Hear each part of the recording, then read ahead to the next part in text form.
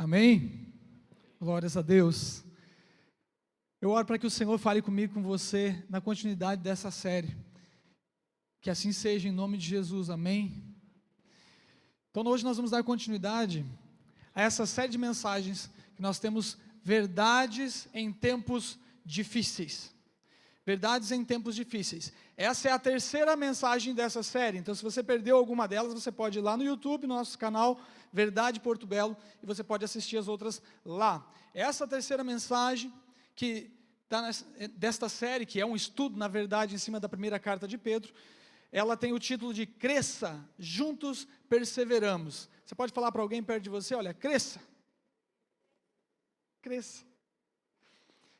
E você pode abrir a tua Bíblia aí, em 1 Pedro, então, primeira carta de Pedro, capítulo 2, nós vimos o primeiro capítulo nas outras mensagens, e começaremos o 2 aqui, vamos avançar a partir do 1 até o 10. Enquanto você abre a tua Bíblia aí, deixa eu comentar algo. Esses tempos atrás eu estava no carro com meus filhos e eu perguntei para eles, vocês sabem para que servem as listras da zebra? E aí eles pensaram um pouquinho e, camuflagem. Sim, camuflagem, mas vocês acham que as listras pretas e brancas são uma boa camuflagem numa paisagem como a da África? Que é meio laranja, assim, meio palha? Eles ficaram pensativos, e eu disse, olha, ela só é uma boa camuflagem se elas permanecerem juntas. Dessa maneira, o predador olha e fica meio confuso com aquilo ali, mas se uma zebrinha distraída se dispersa, o que acontece? Ela vira presa fácil. O inimigo pode ir lá e ceifar muitas vezes, prejudicar. Da mesma maneira conosco, nós precisamos, nós juntos somos mais fortes, nós podemos nos apoiar uns nos outros, juntos nós podemos perseverar, podemos resistir às chuvas e tempestades, podemos resistir aos predadores que estão por aí, se nós estivermos juntos. Na verdade, Charles Spurgeon diz, cristãos solitários são cristãos em perigo. E eu já quero te perguntar para você pensar, será que você tem andado de maneira solitária? E quando eu digo isso, eu não estou dizendo que você não está rodeado de pessoas, eu estou perguntando se você está envolvendo pessoas sábias, pessoas tementes a Deus, para tomar as decisões da sua vida, ou se você está andando de uma maneira independente e solitária. Cuidado se isso está acontecendo. Cuidado, nós precisamos estar juntos para crescer e resistir em tempos difíceis. E de fato essa carta de Pedro foi escrita para uma igreja que estava em perigo, uma igreja que estava sendo perseguida, para cristãos que estavam dispersos, estavam espalhados na Ásia Menor. E Pedro, ele então prepara esta carta que é um encorajamento, uma esperança, ele aponta para uma esperança comum para este povo, para os uni-los e dar força nesses momentos difíceis de perseguição. Nos 10 primeiros versos do capítulo 2, nós vamos encontrar um comando do apóstolo Pedro, e nos seguintes nós vamos encontrar instruções de como nós devemos colocar este comando em prática. Que comando é esse? Cresça. Você pode falar mais uma vez? Cresça. Cresça, é muito simples, e ele começa lá, e você pode acompanhar agora no texto, 1 Pedro, capítulo 2, versículo 1, nós vamos ler o 1 e o 2 agora, e ele diz assim, deixando, pois, toda malícia, ou maldade, na tua tradução aí talvez, e todo engano, ou hipocrisia, fingimentos, invejas, e todas as murmurações, ou maledicência, ou falar mal, reclamar, desejai afetuosamente, como meninos novamente nascidos, o leite racional, não falsificado, para que por ele você vá crescendo.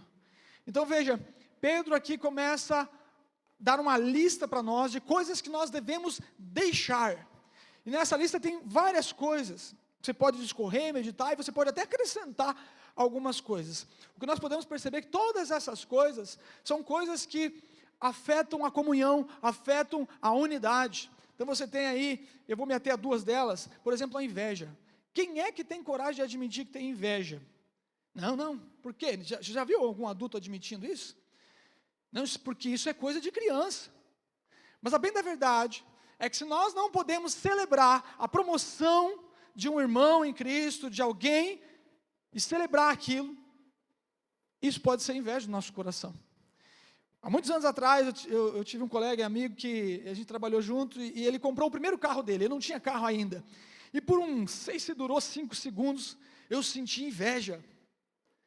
E aquele sentimento de, puxa, mas eu trabalho aqui há mais tempo, eu preciso, eu mereço e tudo mais. E daqui a pouco, algo dentro do meu espírito me deu um tapa na alma e falou: ei, para com isso. E eu pensei assim, claro, puxa, que coisa de criança, né?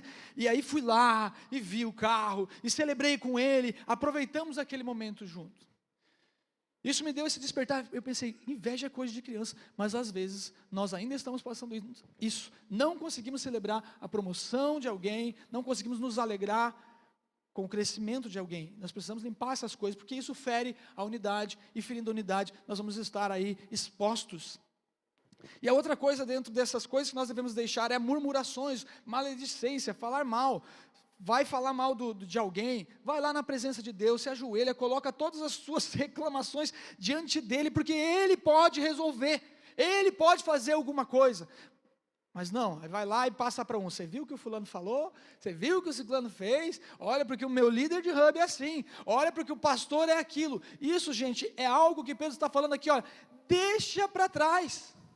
Isso são coisas de criança, vocês precisam crescer, são comportamentos que não podem mais estar na vida de vocês, deixem essas coisas. Então Pedro, ele manifesta uma preocupação com a maturidade de alguns cristãos, porque eles estão agindo como crianças espirituais, eles não estão com a sua fé firme, eles não estão agindo de acordo com a sua fé, e como crianças, Pedro sabe que eles não poderiam resistir as perseguições e os desafios que vinham pela frente.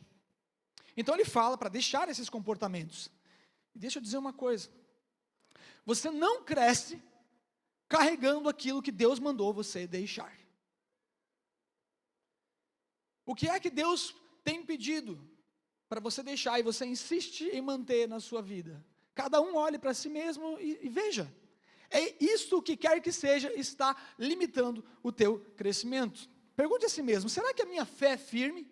Ou será que eu sou meio vacilão, de vez em quando eu estou nas alturas e nos momentos seguintes eu estou no vale?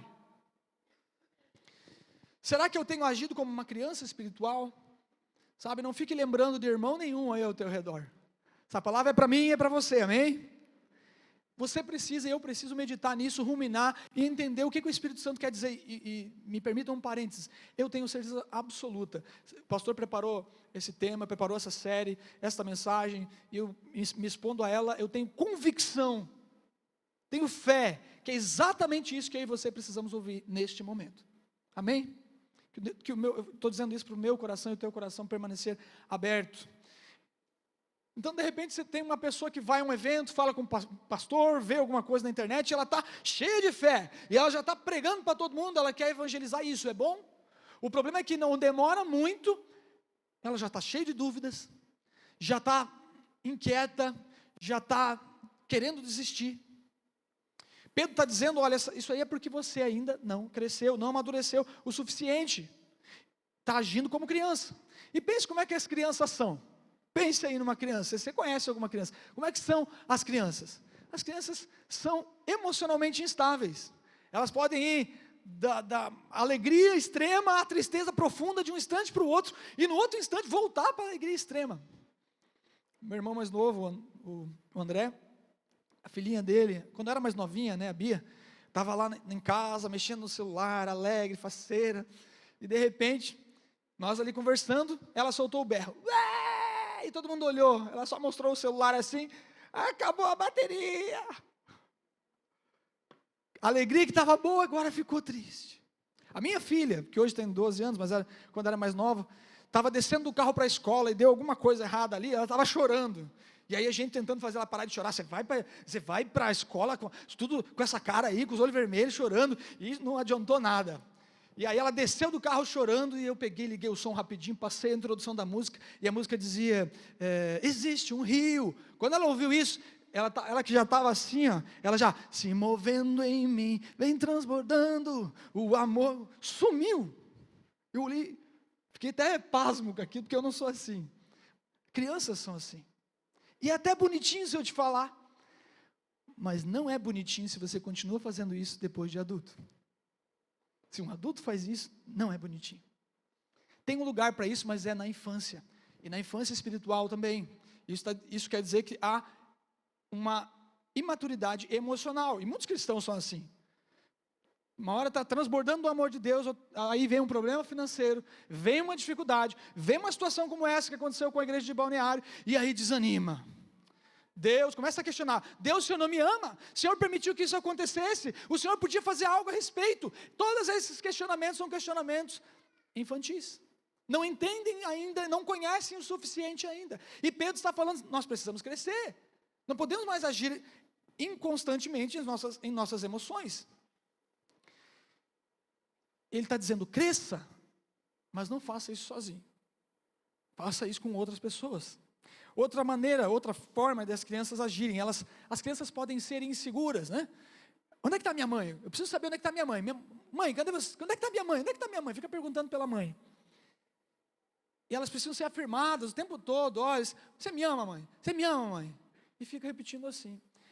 Esse é um comportamento normal das crianças. Os bebês cristãos são assim também.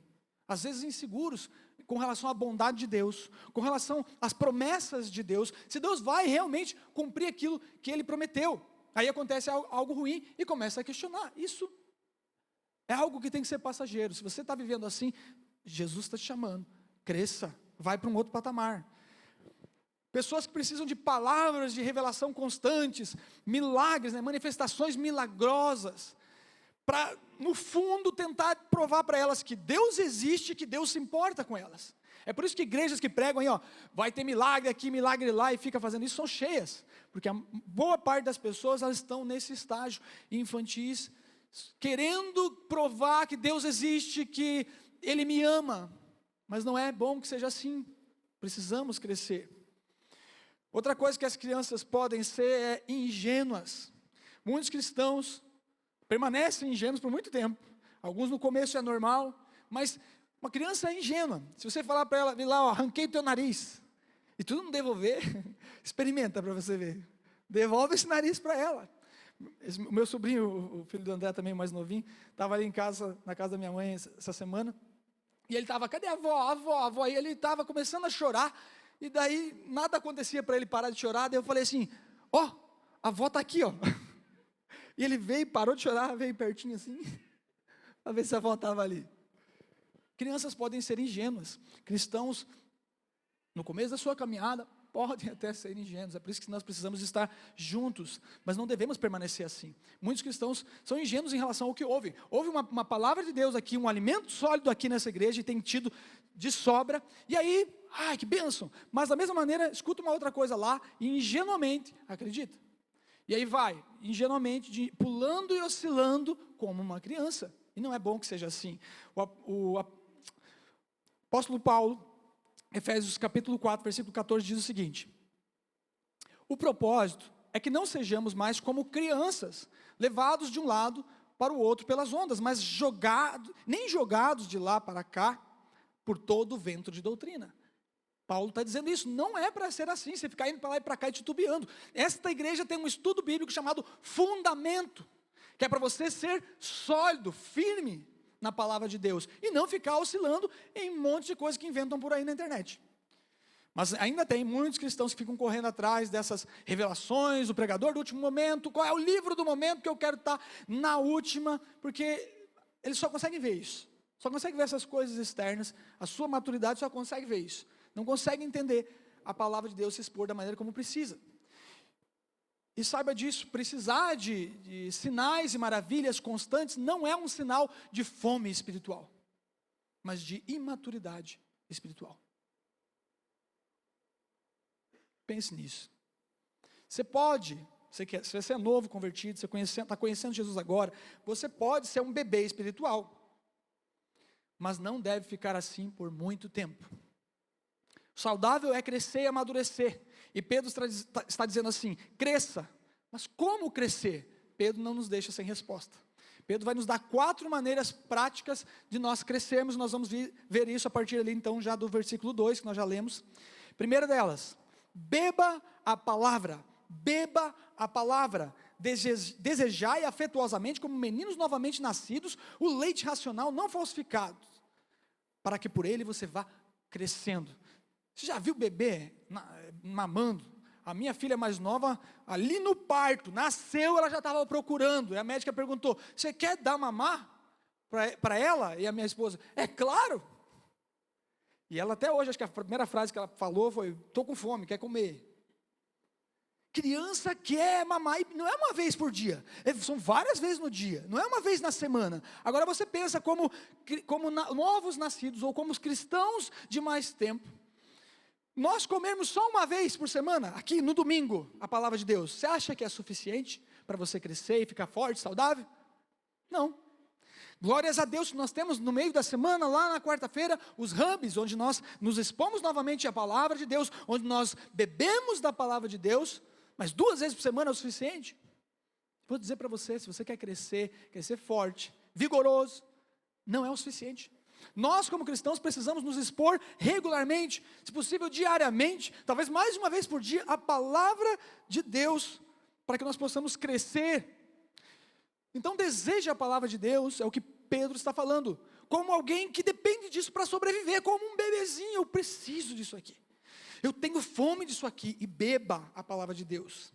Sabe, tudo no mundo é temporário, mas a palavra de Deus é para sempre. Será que você tem reservado esse tempo diário na tua vida, na tua agenda? Se não tem, hoje pode ser o dia que você começa. Pode começar com um versículo. Não faça aquelas metas gigantes que você não pode cumprir. Comece pouquinho, mas faça regularmente. Agora, eu não estou dizendo para você ler a Bíblia, para você se encher de conhecimento.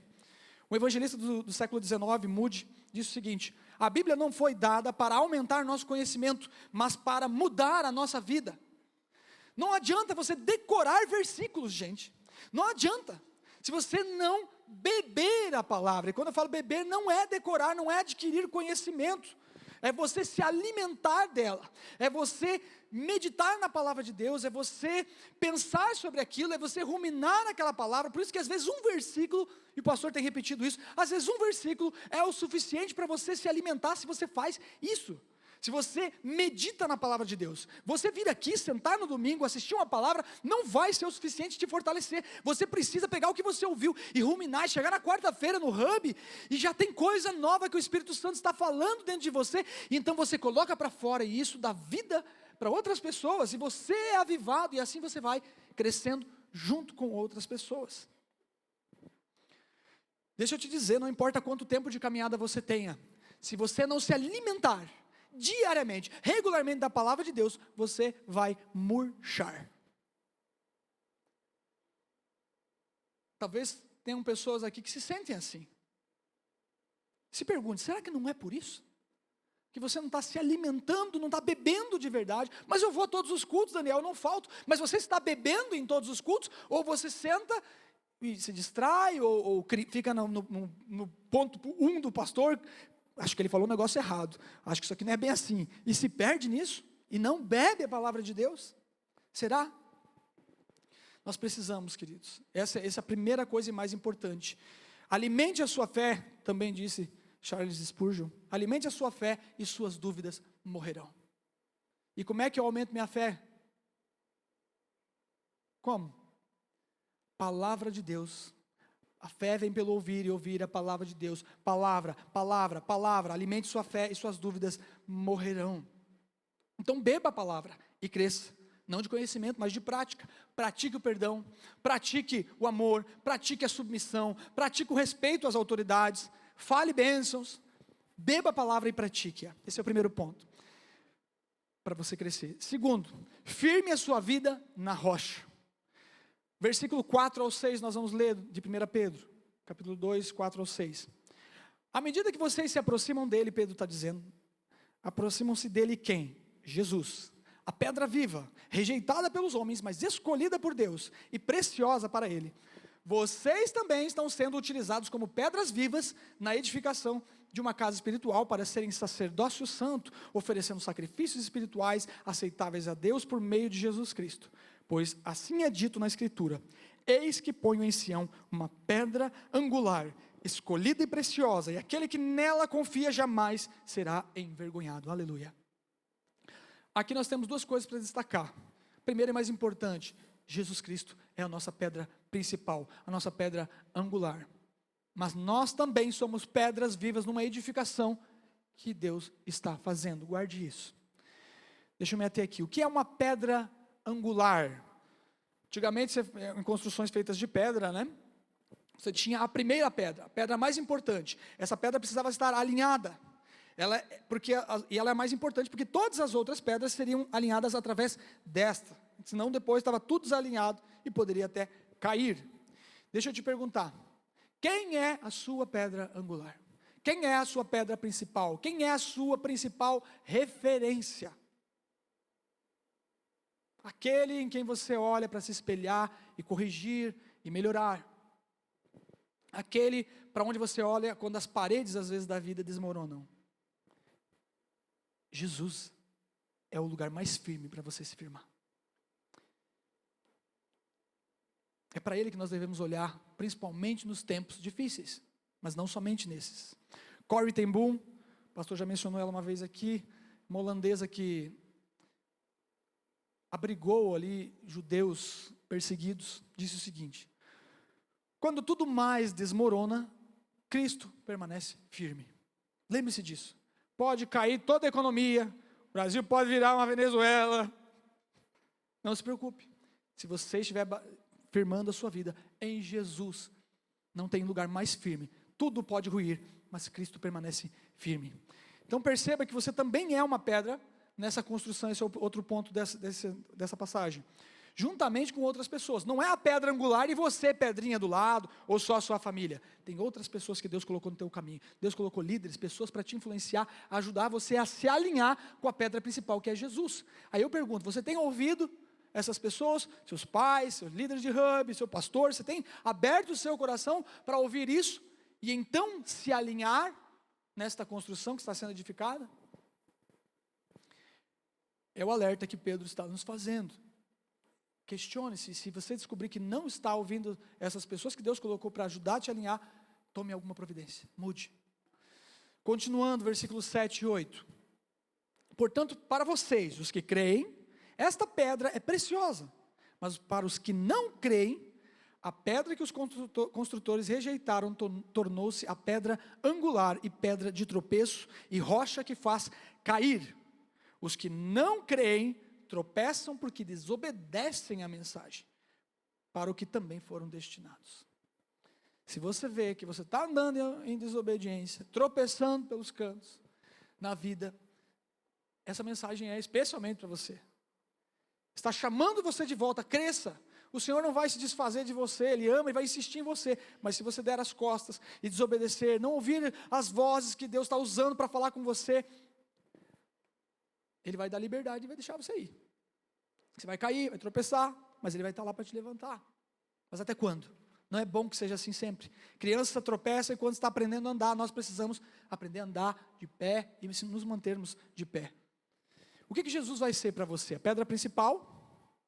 Ou como disse nessa passagem, a rocha que constrói a sua vida? Ou Ele vai ser uma pedra de tropeço? Espero que a pedra principal. Deixa eu te dizer, ou você constrói a sua vida em Jesus, ou o reino de Jesus, que é feito por outras pedras vivas que estão ao teu redor aí, vai esmagar você. É isso que Pedro está falando. Então firme-se na rocha, mas não faça isso sozinho, lembre-se. Faça com seu pastor, faça com seu líder de hub. Se ele tem defeitos, você também tem. Só são diferentes dos deles, né? Então receba aquilo que Deus está falando através das outras pessoas. Terceiro, abrace a sua identidade. Lá no versículo 9, primeira parte dele diz o seguinte: vocês, porém, são geração eleita. Olha, é plural aqui, ó. falando de uma geração. Vocês são sacerdócio real, vocês são servos, sacerdotes da realeza, do Rei dos Reis. Nação, plural, santa. Povo, plural, exclusivo de Deus. Novamente, é um monte de pedras numa grande construção. Vocês são essa geração. O que Pedro está fazendo aqui? Pedro, aquele povo estava disperso, ele estava lembrando, vocês são uma nação. Estava trazendo uma palavra de unidade, comunhão. Vocês são uma nação, vocês são um povo. Ele estava lembrando de uma nova identidade a partir do momento em que eles entregaram as suas vidas para Jesus. Você não é qualquer um. Na verdade, tem um evangelista contemporâneo que diz o seguinte: identidade é o que a pessoa mais importante na sua vida pensa de você. Identidade é o que a pessoa mais importante na sua vida pensa de você. E eu pergunto, quem é essa pessoa para você? Pense.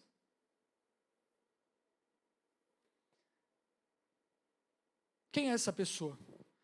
Muitas pessoas vivem aí se perguntando, poxa, será que eu vou dar conta? Será que eu sou bom o suficiente? Parece que estão tentando provar alguma coisa o tempo todo, para os outros ou para si mesmo. Será que eu consigo? Será que eu dou conta? Será que eu sou inteligente o suficiente? Será que eu sou forte o suficiente? Será que eu sou bonito? Será que eu sou bonita o suficiente?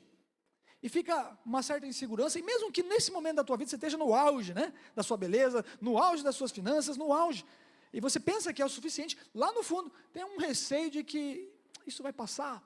Até quando? E aí, por isso que as pessoas adquirem riqueza e continuam riqueza. Muitas, né, não todas, mas adquire e fica adquirindo, porque na verdade a vida delas está construída em cima daquilo que é passageiro e não firme. Se Jesus Cristo for o seu fundamento, você vai ter uma identidade inabalável. Você vai entender o que aquela pessoa principal diz de você. E se essa pessoa principal for o Pai Celestial, sabe o que ele diz sobre você? Você é meu filho amado. Você é minha filha amada. Eu paguei um preço alto por você. E eu não vou abrir mão de você. Se você não quiser andar comigo, você tem liberdade. Mas eu não vou abrir mão de você. Eu quero você. Este Pai te ama desta maneira. É isso que Pedro está lembrando aqui. O Pai está chamando você para pertencer à família dele. À realeza. No meio de tudo aquilo onde eles se sentiam estrangeiros, ele está lembrando, vocês são um povo, e não é qualquer povo, é o povo exclusivo de Deus. Mas as pessoas parecem que têm a sua identidade abaladas hoje em dia. Na verdade, tem um estudo de uma organização nos Estados Unidos que se preocupa com a saúde mental e emocional, até física, dos estudantes de universidade, e eles notaram que a ansiedade nessa geração aumentou, porque todo mundo fica criando uma versão melhor e falsa de si mesmo. Eles não conseguem revelar aí as suas fraquezas, os seus defeitos, suas inseguranças, e acabam não sabendo nem quem eles são. Sua identidade está abalada, mas Pedro nos diz que nós podemos parar com essa corrida falsa, né, para tentar ser alguma coisa que nós não somos, porque nós já somos povo exclusivo de Deus, nação santa, nós já temos uma identidade. Pedro está dizendo, Deus escolheu você para a família dele. E você não é suficiente por causa de alguma coisa que você tenha feito melhor do que ninguém. Você é por causa daquilo que Jesus fez de você. E se você aceita isso, você tem uma identidade inabalável. Então abrace a sua identidade em Cristo. Fala para alguém, olha, abrace a sua identidade de filha, de filho em Cristo. Abrace. Não deixe ninguém, que não seja o pai, dizer quem você é. Rick Warren diz, você é quem Deus diz que você é, nada mais, nada menos. E Deus diz tantas coisas, procure saber na palavra o que Deus diz de você. Quarto e último ponto desse ensino aqui que Pedro está nos dando. A segunda parte do versículo 9 diz assim, para anunciar, porque nós lemos ali na primeira parte, para abraçarmos a identidade, somos geração santa, eleita, Deus nos fez parte da sua família, para quê? Para anunciar as grandezas daquele que os chamou das trevas para a sua maravilhosa luz.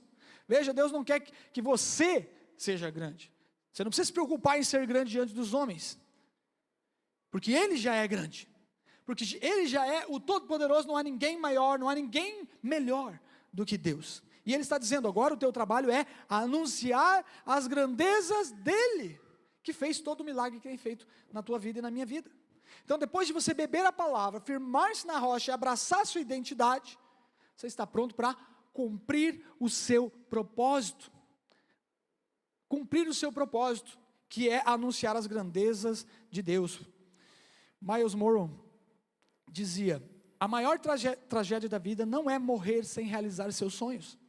Não é. Mas morrer sem cumprir o seu propósito. E o seu propósito é anunciar as grandezas de Deus, mundo afora. Nós estamos nessa igreja para anunciar as grandezas de Deus. Nós estamos aumentando a igreja, crescendo para anunciar para mais pessoas, para envolver mais filhos e filhas. Não importa quantas pessoas conhecem o seu nome, importa quantas pessoas conhecem o nome de Jesus. Isso é que vai fazer de você grande. Importa que ele cresça e eu diminua. É o nome dele que tem que ser conhecido. Sabe, provavelmente a maioria de vocês aqui, essa igreja tem mudado bastante, não conhece o nome Tacal. Você não conhece, mas a pessoa que é mais importante, que precisa conhecer, conhece o nome dele. Tacal foi um irmão, e é um irmão, que foi levado na pandemia, cuja vida foi marcada em servir, vida cristã dele. E ele fez parte disso aqui. Ele pode não ter colocado um parafuso aqui, mas nós não chegamos aqui ontem. Essa igreja está nessa região há 25 anos. E ele ajudou. Uma pedra viva. Era um homem que falava menos que a maioria, mas toda vez que eu ouvi ele falar, ele apontava para Jesus. Olha, é lá, é Jesus, o caminho é Jesus, a solução é Jesus. Importa é que o nome de Jesus seja conhecido e que Ele conheça o teu nome, e que o teu nome esteja escrito no livro da vida. É isso que vai importar. Só tem um like que a gente precisa ter até o final da nossa vida. É o dele. É o dele. O resto não conta. E esse é o papel que nós todos temos que ter: proclamar as grandezas de Deus por todos os dias que nos restam. Novamente, Charles Spurgeon disse: a verdadeira grandeza está em servir a um Deus grande. E como é grande nosso Deus. Para nós fecharmos aqui o último versículo, 1 Pedro 2:10, último versículo do livro de Pedro. Antes vocês nem sequer eram povo, que é o versículo 10, mas agora são povo de Deus. Não haviam recebido misericórdia, mas agora receberam, aleluia. Não era assim e agora é, por causa daquilo que Jesus fez por mim e por você. A misericórdia está aí, todos os dias ela se renova e Deus está esperando de braços abertos. Não importa se nós erramos um monte, Ele está de braços abertos hoje pela manhã, para receber-nos de volta. Porque nós não éramos povo, nós éramos zebrinhas desgarradas, mas não somos mais, nós somos povo de Deus. Deixa eu te fazer pensar numa coisa, se eu puder. Você já teve num carro, de repente você teve a sensação, o carro estava parado, mas você teve a sensação de que ele começou a se mover? Se você der um motorista, já coloca o pé no freio, e você se deu conta que na verdade o que estava acontecendo era os carros ao redor estavam se movendo? Tem muita gente que está assim agora. A igreja do Senhor Jesus aqui em Porto Belo está se movendo, porque a nuvem de Deus se moveu. E talvez você olhe para a sua vida e pense que está tudo bem, pensa que está se movendo, mas na verdade está tudo se movendo ao teu redor, mas talvez você não esteja. E eu quero dizer para você, Deus está te chamando, cresça, não há lugar para você ficar parado. Deus está chamando, se mova, cresça, se junte, se agrupe de novo, se você se dispersou, porque Deus está chamando para um crescimento maior, para uma obra maior, para edificação maior, e Ele quer contar com essa pedra viva que é você.